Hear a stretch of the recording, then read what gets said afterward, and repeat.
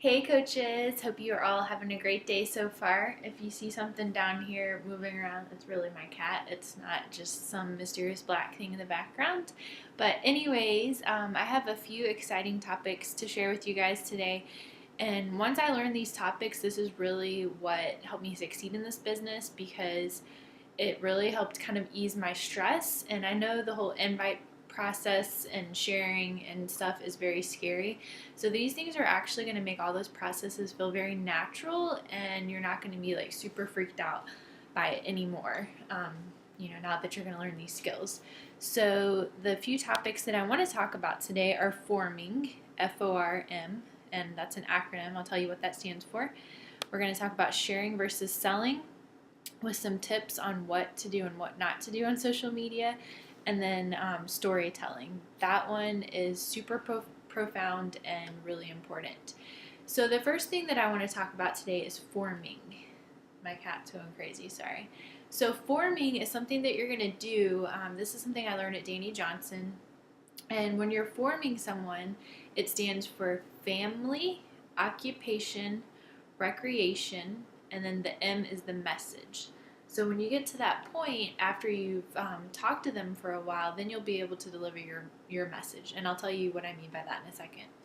So when you're talking to them, um, this was very helpful for me because I've always been a person that likes making friends, but I've never really. I feel like I was kind of socially awkward before. Like I would be that person that would love to talk, and I could talk my head off if I had a lot in common with someone, but I would never really know what to talk about with people that I didn't have anything in common with. So this really helped me in my personal life too, not just my business. So it really just kind of guides you when you're getting to know someone, asking them questions. For family, ask them where they're from, if they're married, if they have kids. Trying to think of what else. What their kids' names are, how they met their spouse, how their spouse proposed to them. I mean, there's all kinds of things. I come up with stuff all the time when I'm talking to people. So, really get to know about them, their family, where they're from, stuff like that. Occupation, of course, that's what they do for work, how long they've been doing it, what they like about it, what they don't like about it, different things like that. R is the recreation. That's what do they do for fun? Do they have any hobbies? Do they play sports? Do they exercise? And that's the question that I usually ask that dives right in perfectly to the M, which is the message.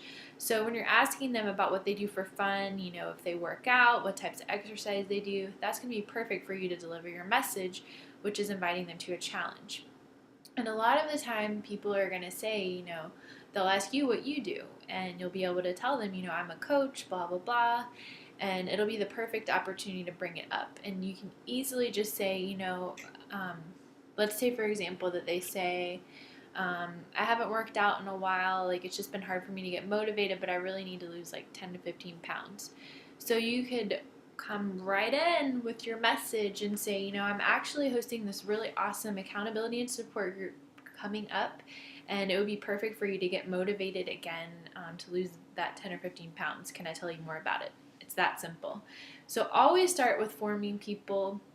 Never just invite someone to a challenge if you haven't formed them. Even if it's someone that you know already and you haven't talked to in a while, make sure you form them first just by like asking them how they're doing, what they're up to, what's new, stuff like that. So always, always, always do that form first. Form is going to change everything for you. And then the next topic, I already forgot what it was. Let me look over at my notes. This kind of goes in with the forming. It's sharing versus selling. So whenever, like I said, whenever you're doing these forms, your first thing is going to be your exposure. That's when you're reaching out to that person. Say it's someone new that you met on social media, or someone that you met through like a mutual friend. You're going to do that initial exposure where you just reach out to them, get to know them. Then you're going to start forming them, like I said. And then you're going to share a story. If they ask you what you do as a coach or whatever, or I'm trying to think of what else. Maybe they ask you what workout you're doing before you get to the invite point. You can say, I just became a coach and I'm doing this new T25 workout, and it's only 25 minutes a day. It's really awesome. There's some other girls in our group that have gotten really great results from it. You know, they've lost 15 pounds, and these are like busy moms that don't really have that much time. You know, it's just really awesome. So just sharing stories from what our other coaches are doing, from what you're doing. You don't have to vomit all over them, you know. Hey, P90X3 just came out. It's only 30 minutes a day and it's going to be awesome. Do you want to come buy it from me? And blah, blah, blah, blah. And like, you don't want to word vomit all over them. Like, you don't have to tell them every single detail about the product. You don't have to tell them every single ingredient in Shakeology. Less is more, guys. Less is more. You want to share a lot of stories, because stories, that is what is going to make people join your challenges or make people become a coach on your team. You can tell people all the facts that they could possibly want to know, but that's not going to get them to that purchasing point. Stories, you know, what's the word I'm looking for? They make, I cannot think of the word, they trigger, I can't remember what side of the brain it is, I just learned this. But they trigger whatever side of the brain it is that is your emotions.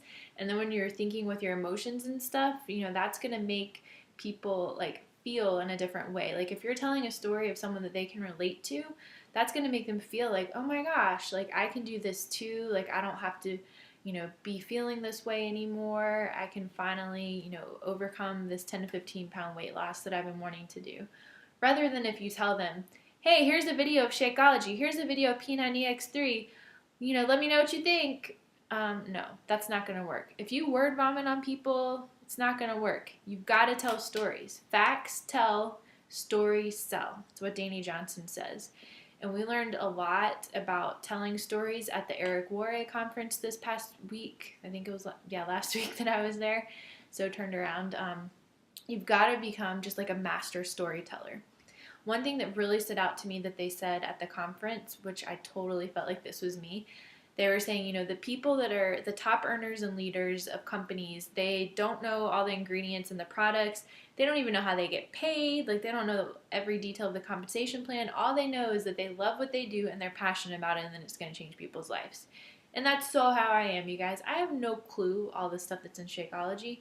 I don't know the ins and outs of our compensation plan. I really don't, honestly. I'm horrible at numbers. But, you know, all I know is that I have a lot of stories of a lot of people's lives that this has changed. And we're going to be working on putting together a list of stories to put in the Dropbox so that you guys can easily refer to, so that you can share these stories with people. But for now, just share stories, you know, of your own experience, and share stories of our coaches and our challengers that are in the group as well. And you want to share those stories as much as you can before you do that invite. And you'll see on your business activity tracker that doing 2 exposures and 2 invites a day is what is really going to propel your business forward. And I know this video is getting really long, but there was just one more thing that I wanted to bring up, and these are kind of like the do's and don'ts of social media. But it also goes in with the sharing versus selling. Like I said, you want to be sharing stories of people that are having good results with people one-on-one while you're talking to them, because it's not about selling. Imagine how you would feel if I sent you guys a message. Okay, you guys, I'm trying to think of a good example. You guys are on the team, whatever. Say I sent you a message and was like, hey guys, I just started selling Avon. You know, I know I'm your Beachbody coach too, but, you know, how would you like to buy some makeup from me? Like, wouldn't that feel gross and icky? Even though you guys know me, that would just be gross. So you don't want to do that. You don't want to send people massively long paragraphs with all kinds of information. You want to be the one in control of the conversation, asking questions, being their mentor, guiding them through it, and acting as a consultant so that you can see if this challenge group is a good fit for them or not. And we're going to go into more detail with that tomorrow when we talk about the 5-step sharing cycle and invitation process. But that's what you want to make sure of. And you want to be sure that you do the same thing on social media. That's the point that I was trying to get to. When you're posting on your social media, yeah, it is important to share a few flyers a week of what challenges we have coming up. But what's even more important is sharing stories on social media. You know, posting on there, like, you know, say that we have a 5-day challenge that just ended.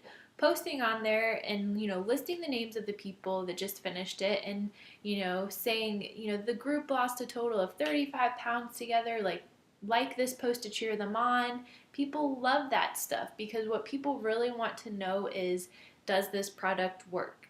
You know, of course they want the results, of course they want to be happy, but they just have to see proof that it works from other people first before they try it out.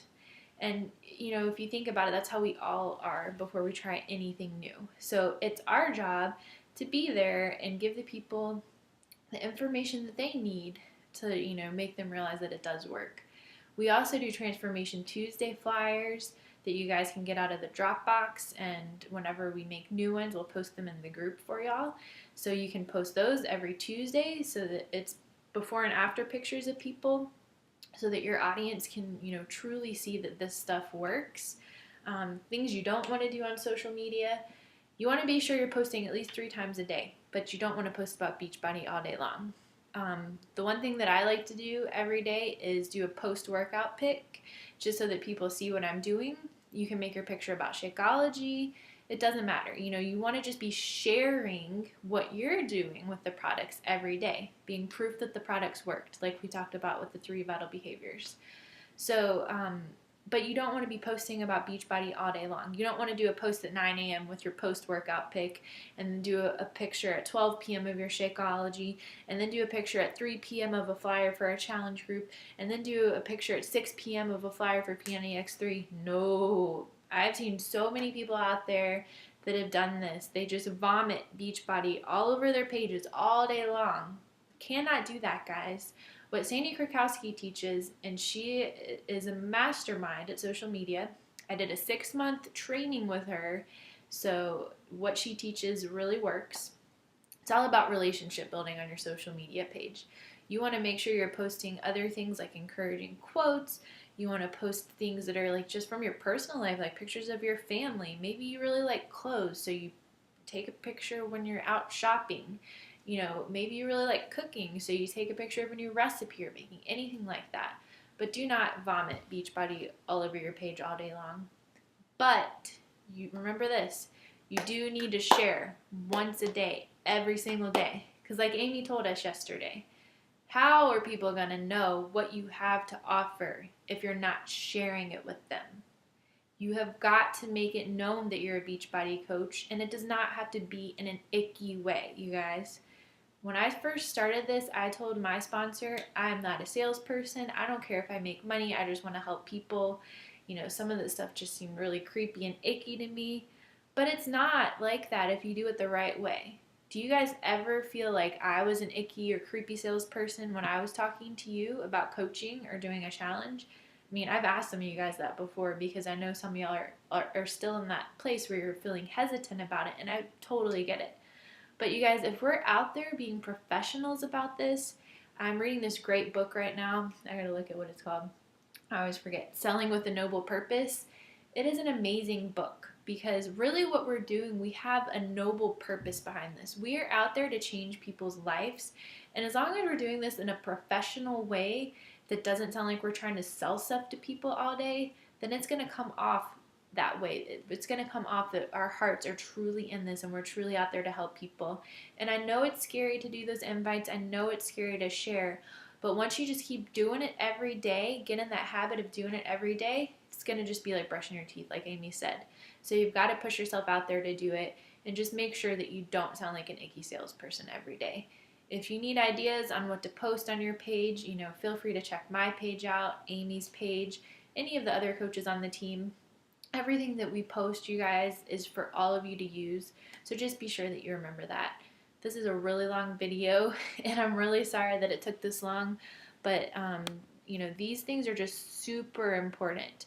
Forming, sharing versus selling, and telling stories. If you get the hang of doing all of these things, you guys, your business will blow up.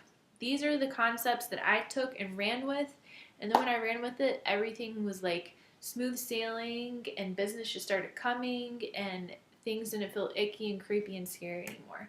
So take these things and start doing them. I promise you guys won't regret it. Let us know if you have any questions, and have a great day. Bye.